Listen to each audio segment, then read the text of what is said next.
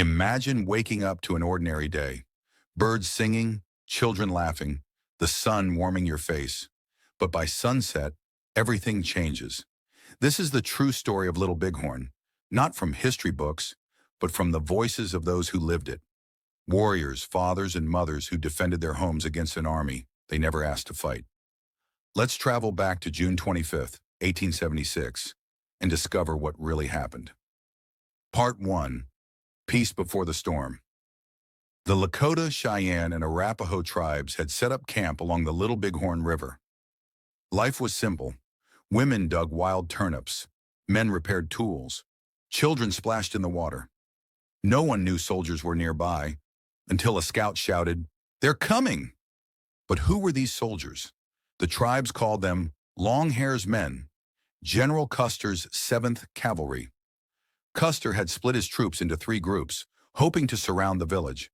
But the tribes weren't scared. They were ready.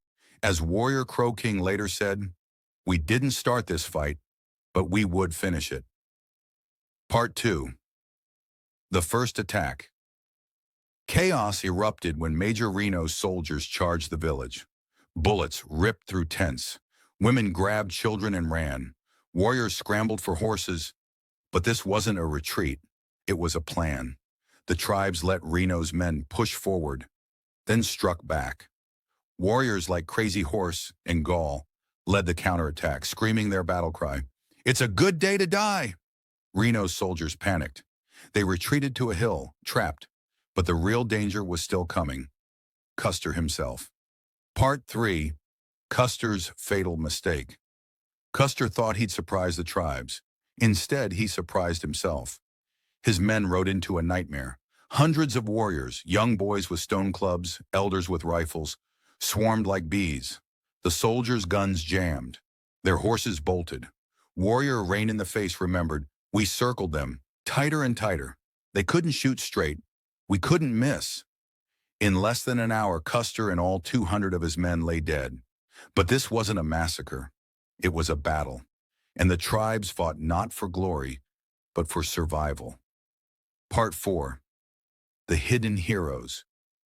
History forgets the women. But that day they were warriors too. They caught horses for their husbands. They carried children to safety. Some even fought. As the battle raged, a young mother named Moving Robe raced into the chaos to avenge her brother's death. And what about the soldiers? Many were immigrants, poor farmers, or former slaves. They didn't hate the tribes. They followed orders. When the fighting ended, the tribes showed mercy. "We let the survivors live," said Red Horse. "War has enough death." Part 5. Victory. In the bitter aftermath. The tribes won the battle, but lost the war. Within months, the U.S. Army returned with revenge. The tribes were forced onto reservations. Their way of life vanished, but their story survived. Crow King's words still echo. "They called us savages, but we fought for our land, our families. What would you do?" Today, the wind whispers over Little Bighorn. It doesn't whisper of Custer's last stand.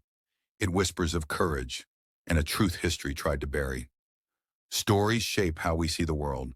For 150 years, Little Bighorn was called a massacre. But what if we're wrong?